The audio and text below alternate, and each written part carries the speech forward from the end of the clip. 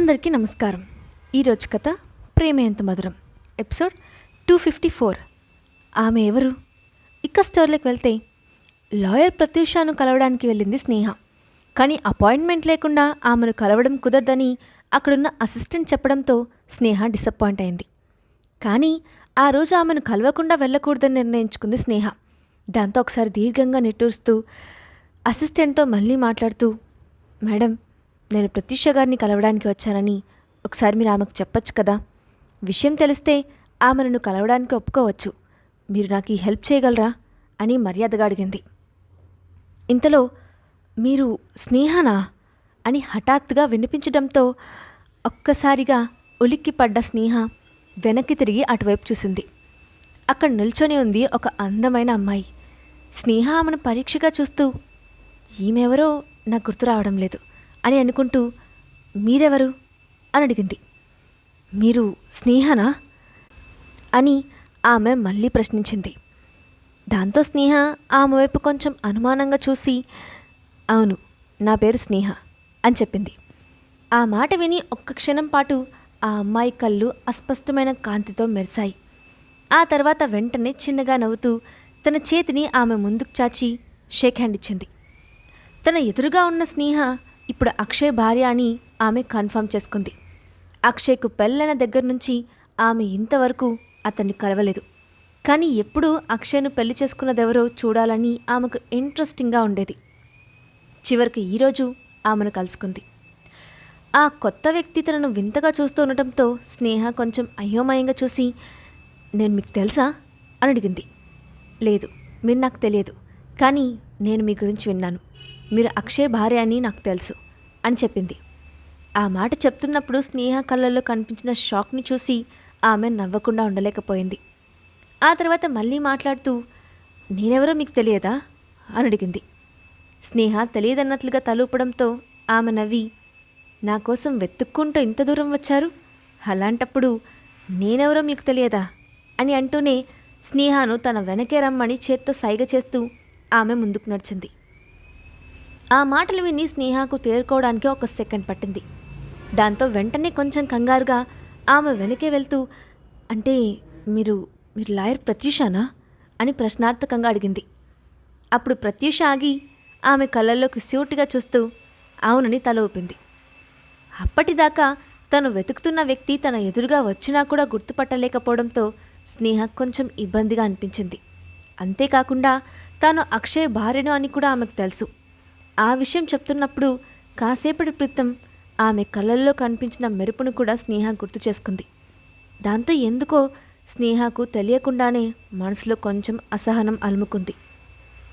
అయినా దాని గురించి వెంటనే అడగడం మర్యాద కాదు కాబట్టి స్నేహ ఒక్క క్షణం ఆలోచించి, లాయర్ ప్రత్యూష గారు, మొదటగా మీరు నన్ను కలిసినందుకు కృతజ్ఞతలు. నేను మిమ్మల్ని డిస్టర్బ్ చేసినందుకు నన్ను క్షమించండి అని అడిగింది. ప్రత్యూష ఏం మాట్లాడకుండా ఆమె వైపే చూస్తుండడంతో అప్పుడు స్నేహ మళ్ళీ మాట్లాడుతూ, నేను ఈరోజు ఇక్కడికి ఎందుకు వచ్చానో మీకు తెలిసే ఉంటుందని అనుకుంటున్నాను. మీరు వేదా గ్రూప్తో వర్క్ చేస్తున్న కన్స్ట్రక్షన్ డెవలపర్ తరపున కేసును అటెండ్ అవ్వడానికి ఒప్పుకున్నారు. కానీ మీరు ఈ కేసు నుండి తప్పుకోవాలని నేను కోరుకుంటున్నాను. ఒకవేళ మీరు దీనికి ఒప్పుకుంటే మీరు అడిగిన డబ్బు నేను మీకు ఇస్తాను. అది మీకు ఇష్టమేనా అని అడిగింది. స్నేహ అక్కడికి రాకముందే లాయర్ ప్రత్యూషతో ఎలా మాట్లాడి ఈ కేసు నుండి తప్పించాలో అని అనేక రకాలుగా ఆలోచించి చివరకు ఆమెకు డబ్బు ఆఫర్ చేయాలని అనుకుంది. తాను చేసిన డీల్కి ప్రత్యూష ఒప్పుకుంటే ఆమెకు కూడా కేసు వదులుకోవడం వల్ల ఎలాంటి నష్టం ఉండదని అనుకుంది. నిజానికి ప్రత్యూష డబ్బు కోసమే ఆ కేసు ఒప్పుకుందని అనుకున్నది స్నేహ. కానీ స్నేహ మాటలు విన్న ప్రత్యూష ఒక్క క్షణం కూడా తడబడకుండా వెంటనే తల అడ్డంగా ఊపుతూ, క్షమించండి స్నేహ, నేను మీరు చెప్పిన దానికి ఒప్పుకోలేను. మీరు నన్ను తప్పుగా అర్థం చేసుకున్నారని అనుకుంటున్నాను. నాకు డబ్బు విషయంలో ఎలాంటి కొరత లేదు. కానీ నేను ఒకసారి కేసు ఒప్పుకున్నట్లు మాటిచ్చిన తర్వాత దాన్ని వెనక్కి తీసుకునే ప్రసక్తే లేదు. నేను ఎప్పుడూ నా క్లయింట్ విజయం కోసం మాత్రమే పోరాడతాను. అలాగే మీరు ఇంత హడావిడిగా వచ్చి నాకు డబ్బు ఆఫర్ చేయడం కూడా సరైన పని కాదు. నేను తలుచుకుంటే దీనిని సాక్ష్యంగా కూడా ఉపయోగించుకోగలను అని అంది. ఆ మాట విన్న స్నేహ షాక్ అయింది. ప్రత్యూష అలా మాట్లాడుతుందని ఆమె ఊహించలేదు. దాంతో కాసేపటి తర్వాత తేరుకుంటూ, చూడండి మిస్ ప్రత్యూష, మీరు ఈ కేసుని ఒప్పుకున్న తర్వాత వెనక్కి వెళ్ళాలని అనుకోకపోవడం మంచి విషయం. కానీ మీ ఆపోజిట్గా ఉన్న వ్యక్తులు కేవలం సాధారణ వ్యక్తులు, రెక్కల కష్టంపై బ్రతికే మనుషులు. ఇది మీరు అర్థం చేసుకుంటారని నేను నమ్ముతున్నాను. మీరు కొంచెం పెద్ద మనసుతో ఆలోచించగలరా అని అడిగింది. ఆ మాటలకు ప్రత్యూష సన్నగా నవ్వింది. ఆ నవ్వు చూసిన స్నేహకు ఆమె మరింత అందంగా కనిపించింది. కానీ ఆ తర్వాత ప్రత్యూష చిన్నపాటి సీరియస్నెస్తో మాట్లాడుతూ, చూడండి స్నేహ, ఇతరుల విషయాల్లో ఇంటర్ఫేర్ అవ్వద్దని నేను మీకు అడ్వైస్ చేస్తున్నాను. ఈ కేసు మీరు అనుకున్నంత ఈజీ కాదు. ఈ విషయంలో మీరు ఆ వర్కర్స్కి ఎలాంటి సహాయం చేయలేరు అని చెప్పింది.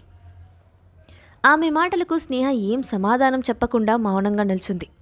అప్పుడు ప్రత్యూష హఠాత్తుగా ఏదో గుర్తొచ్చినట్లుగా, ఓకే స్నేహ, ఒకవేళ నేను ఈ కేసు వదులుకోవాలని మీరు అనుకుంటే అక్షయ్ను నా దగ్గరికి పర్సనల్గా వచ్చి మాట్లాడమని చెప్పండి. అప్పుడు మీరు దీని గురించి ఎక్స్పెక్టేషన్స్ పెట్టుకోవచ్చు అని చెప్పింది. ఆ మాట వినగానే స్నేహ ఒక్కసారిగా ముఖం చిట్లించి ఆమె వైపు అనుమానంగా చూస్తూ, మీకు అక్షయ్ ఎలా తెలుసో నేను తెలుసుకోవచ్చా అని అడిగింది. ఆ ప్రశ్నకు ప్రత్యూష కళ్ళల్లో మరింత మెరుపు కనిపించింది. దాంతో ఆమె చిన్నగా నవ్వుతున్నట్లుగా ముఖం పెట్టి, అతను నాకు బాగా తెలుసు, మేము ఓల్డ్ ఫ్రెండ్స్, అతను నా గురించి నీకెప్పుడు చెప్పలేదా అని అడిగింది. ఆ ప్రశ్న వినగానే స్నేహ మనసులో ఏదో తెలియని అలజడి కలిగింది. కానీ దాన్ని వెంటనే అణిచివేసుకుంటూ పైకి మాత్రం నిశ్చింతగా నటిస్తూ, అతను చెప్పలేదు. బహుశా నువ్వు కూడా అందరిలాంటి ఫ్రెండ్వే అయ్యుంటావు, లేదంటే అక్షయ్ పెళ్ళికి తప్పకుండా వచ్చేదానివి కదా అని అంది. ఆ మాటలకి ఒక్కసారిగా ప్రత్యూష కళ్ళల్లో గర్వంతో ఆమె వైపు చూసింది. అది చూసిన స్నేహకు వింతగా అనిపించింది. ప్రత్యూషకు ఖచ్చితంగా అక్షయ్తో మరింత దగ్గర రిలేషన్ ఏదో ఉందని ఆ కళ్ళు చూస్తేనే తెలిసిపోతోంది. ఆమె అక్షయ్ని కలవాలని బలంగా కోరుకుంటున్నట్లు కూడా అర్థమైంది. అందుకే అక్షయ్ పర్సనల్గా వచ్చి కలిస్తేనే దాని గురించి ఆలోచిస్తానని చెప్పింది. నిజానికి అది కేవలం ఒక సాకు మాత్రమే అని స్నేహకు అర్థమైంది. ఆ సమయంలో తెలియకుండానే ఆ ఇద్దరు ఆడవాళ్ల మధ్య ఒక మౌన యుద్ధం ప్రారంభమైంది. కాసేపటి వరకు ఇద్దరు ఒక్క మాట కూడా మాట్లాడకుండా మౌనంగా ఒకరి ముఖం ఒకరు చూసుకున్నారు. వాళ్ళిద్దరూ పైకి మాత్రం ప్రశాంతంగా అసాధారణ స్వభావాన్ని చూపిస్తున్నారు. కానీ లోపల ఒకరి గురించి మరొకరికి చాలా ప్రశ్నలు ఉన్నాయి. చివరికి ప్రత్యూష స్నేహ నుండి తన కళ్ళను తిప్పుకొని దూరంగా చూస్తూ మృదుగా నవ్వి, మీ ఆశ్చర్యం చూస్తూ ఉంటే నిజంగానే అక్షయ్ నా గురించి మీతో చెప్పలేదని అర్థమవుతోంది. సరే, ఒకవేళ నేను ఈ విషయాన్ని గురించి చెప్పాల్సి వస్తే, మీకు అక్షయ్ తెలిసిన సమయం కన్నా అక్షయ్ నేను ఒకరికొకరు తెలిసిన సమయం చాలా ఎక్కువ. ఇక మా ఇద్దరి మధ్య ఉన్న ఫీలింగ్స్ విషయానికి వస్తే అని ప్రత్యూష మాట్లాడుతూ ఉండంగానే స్నేహ మధ్యలో అడ్డుపడుతూ, ఇంతకీ నువ్వేం చెప్పడానికి ట్రై చేస్తున్నావు అని అడిగింది స్నేహ. ఆ మాటలకు స్నేహ గుండె ఆగలినట్లుగా ఉద్రేకపడింది. ఆమె చెప్పబోతున్న విషయాలు తాను వినలేనని స్నేహ మనసుకి ముందుగానే అర్థమైపోయింది. ఆమె నిజానికి కేసు గురించి మాట్లాడడానికి మాత్రమే అక్కడికి వెళ్ళింది. కానీ ఇప్పుడు అదే తన సొంత సమస్యగా మారి తన మనశ్శాంతిని చెడగొడుతూ ఉందని ఊహించలేదు. స్నేహ పరిస్థితి చూసి ప్రత్యూష చిన్నగా నవ్వుకుంది. అప్పుడు స్నేహ, మిస్ ప్రత్యూష, సారీ, నేను మిమ్మల్ని మధ్యలోనే ఆపేశాను. మీతో ఇక వేరే ఏ విషయం గురించి మాట్లాడాల్సిన అవసరం లేదని నాకు అనిపిస్తోంది. ఇకపై నేను కూడా మిమ్మల్ని డిస్టర్బ్ చేయను, నేను బయలుదేరతాను అని చెప్పి ఆ టాపిక్ను అక్కడే కట్ చేసి బయలుదేరింది. ఆమె ప్రవర్తన చూసి ప్రత్యూషకి కోపం రాలేదు. పైగా హడావిడిగా అక్కడి నుంచి వెళ్ళిపోతున్న స్నేహను ఆమె వెనుక నుండే చూస్తూ, స్నేహ, మనం మళ్ళీ కలుస్తాం, నేను ఎందుకు తిరిగి వచ్చానో నీకు తెలియదు అని తనలో తానే అనుకుంది. మరోవైపు ప్రత్యూష దగ్గర నుండి వచ్చిన స్నేహ మనసంతా నిరాశగా మారిపోయింది. ఆమె క్యాబ్ బుక్ చేసుకొని నేరుగా ఇంటికి వెళ్ళింది. అప్పటికే యువన్ స్కూల్ నుంచి ఇంటికి వచ్చేశాడు. లోపలికి వస్తున్న తన తల్లిని చూసి నవ్వుకుంటూ ఎదురెళ్ళి కౌగిలించుకొని, మమ్మీ, నువ్వు చాలా లేట్గా వచ్చావు, నేను నిన్ను మిస్ అయ్యాను అని అన్నాడు యువన్. స్నేహ వెంటనే యువన్ను గట్టిగా హత్తుకుంది. దాంతో ఆ క్షణం ఆమెలో ఉన్న నిరాశ మాయమైంది. వెంటనే ఆమె యువన్ను ముద్దు పెట్టుకుంటూ, నువ్వు చాలా గుడ్ బాయ్ యువన్, లేటుగా వచ్చినందుకు నేనే సారీ చెప్పాలి అని అంది. ఆ మాటకు యువన్ తన తల్లి వైపు చూశాడు. ఆమె ముఖంలో ఏదో డిసప్పాయింట్మెంట్ ఉందని వెంటనే గమనించాడు. తన తండ్రి అబ్రాడ్ వెళ్ళడం వల్ల ఆమె బాధపడుతూ ఉందని అనుకున్నాడు యువన్. దాంతో తన తల్లిని ఓదారుస్తూ, మమ్మీ, నువ్వు హ్యాపీగా ఉండు. నేను ఇందాకే డాడీకి కాల్ చేశాను. కొద్ది రోజుల్లో తిరిగి వచ్చేస్తానని చెప్పాడు. నేను కూడా డాడీని చాలా మిస్ అవుతున్నాను. డాడీకి త్వరగా రావాలని నేను కూడా గట్టిగా చెప్పాను అని అన్నాడు. అక్షయ్ ప్రస్తావన రాగానే స్నేహ ముఖం మారిపోయింది. కాసేపటి క్రితం లాయర్ ప్రత్యూష కళ్ళల్లో కనిపించిన వెలుగు ఆమెకు గుర్తొచ్చింది. దాంతో ఒక్కసారిగా ఆమెకు అక్షయ్పై కోపం ముంచుకొచ్చింది. దాంతో వెంటనే యువన్ను అడ్డుకుంటూ, యువన్, నేను మీ డాడీని మిస్ అవ్వడం లేదు. అతను వర్క్లో బిజీగా ఉంటే ఉండనివ్వు. మనం కాల్ చేసి అతన్ని డిస్టర్బ్ చేయొద్దు అని కొంచెం సీరియస్గా చెప్పింది. అది చూసి యువన్ ఆశ్చర్యపోయాడు. తన తండ్రి పేరు వినగానే ఆమెకు ఎందుకంత కోపం వచ్చిందో యువన్కి అర్థం కాలేదు. ఇంతలో అక్కడికి అన్నపూర్ణ రావడంతో స్నేహ ఇంకేం మాట్లాడకుండా మౌనంగా ఉండిపోయింది. కానీ అప్పటికే ఆ తల్లి కొడుకుల మధ్య జరిగిన సంభాషణ అన్నపూర్ణ వినేసింది. అందుకే ఆమె స్నేహ దగ్గరకు వెళ్ళి, మేడం, మీకు అక్షయ్ గారికి మధ్య ఏదైనా జరిగిందా అని అడిగింది. వాళ్ళిద్దరి మధ్య ఎప్పుడూ ఉండే చిన్న చిన్న గొడవల్లాగానే ఈసారి కూడా ఏదో జరిగే ఉంటుందని అనుకుంది అన్నపూర్ణ. కానీ ఆమె ప్రశ్నకు స్నేహ కొంచెం ఇబ్బందిగా ఫీల్ అవుతూ చిన్నగా నవ్వి, అదేం లేదు అన్నపూర్ణమ్మ గారు, అంతా బాగానే ఉంది. సరే కానీ నాకు కొంచెం ఆకలిగా ఉంది, అందరం కలిసి భోజనం చేద్దాం అని చెప్పింది. స్నేహ కావాలనే తన ప్రశ్నకు సమాధానం చెప్పడం లేదని అర్థం చేసుకున్న అన్నపూర్ణ ఇంకేం మాట్లాడకుండా వెళ్ళి భోజనం వడ్డించింది. భోజనం చేస్తున్న టైంలో కూడా స్నేహకి తన మనసులో లాయర్ ప్రత్యూష గురించి ఆలోచనలే తిరుగుతూ ఉన్నాయి. అన్నపూర్ణ, యువన్ ఇద్దరూ ఆమెను గమనిస్తూనే ఉన్నారు. స్నేహ ముఖంలో సీరియస్నెస్ చూసి వాళ్ళిద్దరూ ఒకరి ముఖాలు ఒకరు చూసుకున్నారు. కానీ ఎవరూ మాట్లాడే ధైర్యం చేయలేదు. తర్వాత కాసేపు యువన్తో గడిపి అతన్ని నిద్రపుచ్చిన స్నేహ ఆ తర్వాత హాల్లోకి వెళ్ళి సోఫాలో కూర్చొని టీవీ ఆన్ చేసింది. ఆమె కళ్ళు స్క్రీన్పై ఉన్నాయి, కానీ ఆమె టీవీ చూడడం లేదు.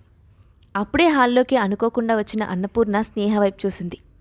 వయసులో పెద్దది కావడంతో పాటు స్నేహ ఎందుకో కోపంగా ఉందని, అక్షయ్ గారికి స్నేహ మేడంకి మధ్య ఏదో జరిగిందని అర్థం చేసుకుంది.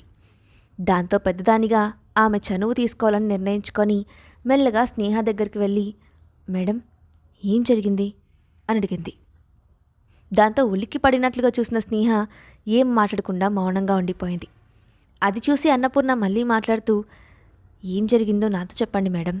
నాకు మీ అంత తెలివితేటలు లేకపోయినా నాకు తెలిసినంత వరకు ఏదో ఒక సహాయం చేయగలను అని అడిగింది. దాంతో స్నేహ వెంటనే ఏమీ లేదని చెప్పాలనుకుంది. కానీ అన్నపూర్ణ ముఖం చూసి ఆ మాట చెప్పలేకపోయింది. ఆ ఇంటికి వచ్చినప్పటి నుండి అన్నపూర్ణ మాత్రమే తనను మనస్ఫూర్తిగా ఆదరించింది. అందుకే ఆమెతో అబద్ధం చెప్పడం ఇష్టం లేనట్లుగా మెల్లగా తలదించుకొని ఒక్క క్షణం పాటు మౌనంగా ఉండిపోయింది. ఆ తర్వాత నెమ్మదిగా మాట్లాడుతూ, అన్నపూర్ణమ్మ గారు, మీకు ప్రత్యూష తెలుసా అని అడిగింది. ఆ పేరు వినగానే అన్నపూర్ణ ముఖం ఒక్కసారిగా గందరగోళంగా మారిపోయింది. ఆ తర్వాత 2 నిమిషాల పాటు ఆమె ఏదో ఆలోచిస్తున్నట్లుగా సైలెంట్గా ఉండి ఆ తర్వాత కాసేపటికి, మేడం, మీరు మాట్లాడుతున్నది లాయర్ ప్రత్యూష గురించేనా అని అడిగింది.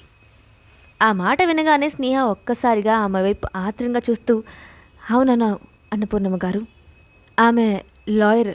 ఆమెకు అక్షయ్కి మధ్య సంబంధం ఏంటి? వాళ్ళిద్దరూ ఒకరికొకరు బాగా తెలుసా అని అడిగింది. ఆ ప్రశ్న అడుగుతున్నప్పుడు ఆమె మనసులో ఎంత కంగారుగా ఉందో అది ఆమెకు మాత్రమే తెలుసు. కానీ స్నేహ ప్రశ్న విన్నప్పుడు అన్నపూర్ణ ముఖంలో కూడా కొంచెం అసహ్యత్వం కనిపించింది. అది ఒక క్షణం మాత్రమే ఉన్నప్పటికీ స్నేహ దాన్ని గమనించింది. దాంతో తెలియకుండానే స్నేహ శరీరం చిన్నగా వణికిపోయింది. ఖచ్చితంగా అన్నపూర్ణకు ఏదో తెలుసని అనిపించింది. అలాగే ప్రత్యూషకు అక్షయ్కు మధ్య ఉన్న రిలేషన్ కూడా అంత చిన్నది కాదని ఒక నిర్ణయానికి వచ్చింది స్నేహ. ఆమె తన వైపే కన్నార్పకుండా చూస్తుండడం చూసి అన్నపూర్ణమ్మ కొంచెం తడబడుతూ, మేడం, మీరు అపార్థం చేసుకోవద్దు. వాళ్ళిద్దరూ మామూలు ఫ్రెండ్స్ మాత్రమే. అక్షయ్ గారు ఎప్పుడు మిమ్మల్ని ఇష్టపడతారు. అతను మీతో తప్ప ఇంకెప్పుడూ వేరే స్త్రీతో దగ్గరగా ప్రవర్తించలేదు. మీరు దీని గురించి ఎక్కువగా ఆలోచించకండి మేడం అని హడావిడిగా చెప్పింది. కానీ ఆ మాటలు స్నేహకు నమ్మకాన్ని కలిగించలేదు. దాంతో ఆమె వైపు అనుమానంగా చూసింది. లాయర్ ప్రత్యూష అక్షయ్ల మధ్య ఉన్న సంబంధం ఎలాంటిది? ప్రత్యూష రాక అక్షయ్ స్నేహల జీవితాల్లో ఎలాంటి మార్పులు తీసుకొస్తుంది? నెక్స్ట్ పార్ట్లో చూద్దాం. ఈ స్టోరీ అప్డేట్ ఎలా ఉందో కింద కామెంట్ బాక్స్లో మీ ఒపీనియన్ని షేర్ చేయండి.